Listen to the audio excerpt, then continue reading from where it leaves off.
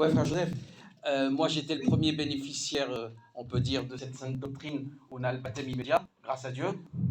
Et c'était vraiment pour moi, j'étais avec mon péché, c'était une nature nouvelle et je ne m'y attendais pas. Moi, quand j'étais baptisé, c'était juste parce que j'avais la foi en Jésus-Christ, sans plus. Et je connaissais rien de la doctrine, ni du peuple magnifique et merveilleux qui est autour de moi, qui est le peuple haïtien. Je connaissais rien de tout ça.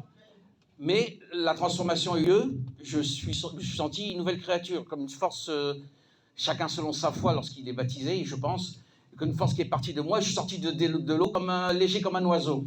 Maintenant, j'ai eu la chance et l'honneur, pendant 2 ans, de faire Zoom avec toi, et après, j'ai eu la chance, grâce à Jules, qui vit maintenant au Canada, tu m'as appris, de connaître l'assemblée ici, là.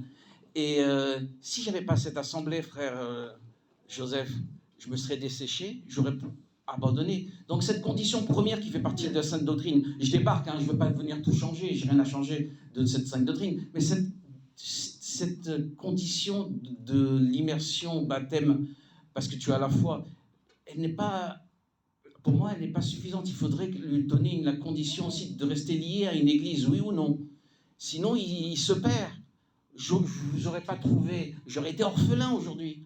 Orphelin et je serais retourné sur mon vomi avec les juifs qu'aujourd'hui j'ai pris mes distances.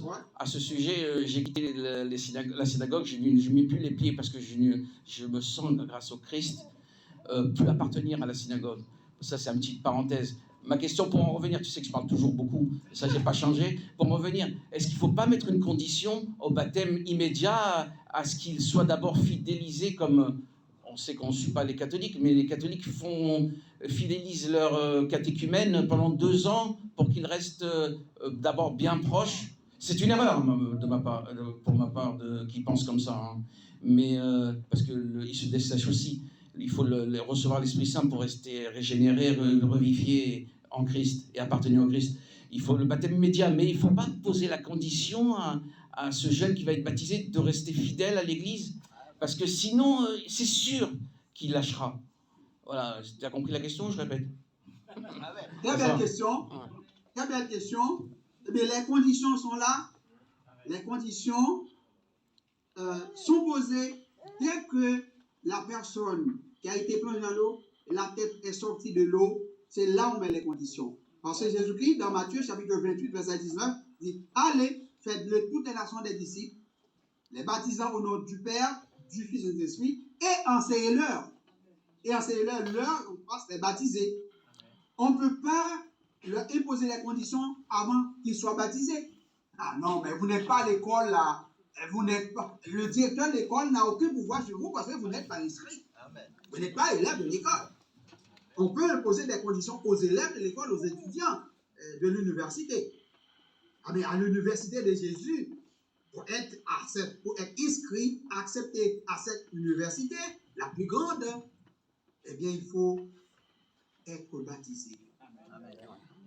Après le baptême, maintenant, à partir du baptême, vous avez cette contrainte. Ça fait toutes les conditions du monde. Voyez la main, j'avais 18 ans, et 17 ans quand j'avais reçu le baptême. Eh bien, j'attendais, frère Arnaud, jusqu'à ce que j'ai 34 ans, pour toucher à une femme, pour connaître la femme. C'était dur. Voilà. C'est 17 ans après. C'était la condition pour moi plus difficile quand on a un jeune homme. Hein? On ne fait pas les doigts de toucher à la femme. On n'avait pas les doigts d'avoir une petite amie pour sortir aller au cinéma. On n'avait pas ce doigt. Si pour moi, étant que j'étais un homme, marié que j'étais, hein, frère et moi, c'était Dieu pour moi. Mais, quel plaisir aujourd'hui, je suis là pour vous servir comme serviteur de Dieu, pour continuer, pour voir d'autres frères qui viendront. C'est ça la condition, frère. Parce que c'est pourquoi on demande aux disciples, à une soeur ou un frère qui est baptisé, il faut persévérer. Amen. Il faut persévérer, non seulement à la foi, mais il faut être toujours présent à la réunion. Amen. Il faut participer, il faut venir. Il faut venir à ce local-là pour écouter la parole de Dieu, pour écouter les chants, pour être instruit. Parce que nous avons l'obligation d'instruire tous les baptisés. Amen. C'est une obligation tout cela. Sinon, frère, on dit ça, vous pourriez dépérir, j'aime ce mot-là, dépérir votre foi là, vous serez à la fin.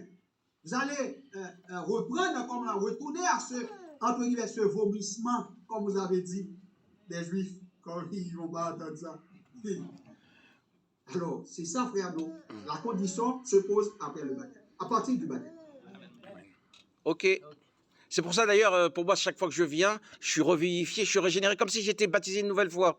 Et je reste fidèle à l'Église parce que je sais que c'est ma seule sécurité et le seul moyen de rester fidèle à Christ et à continuer à appartenir à Christ. Alléluia, gloire à Dieu. Amen. Amen. D'accord.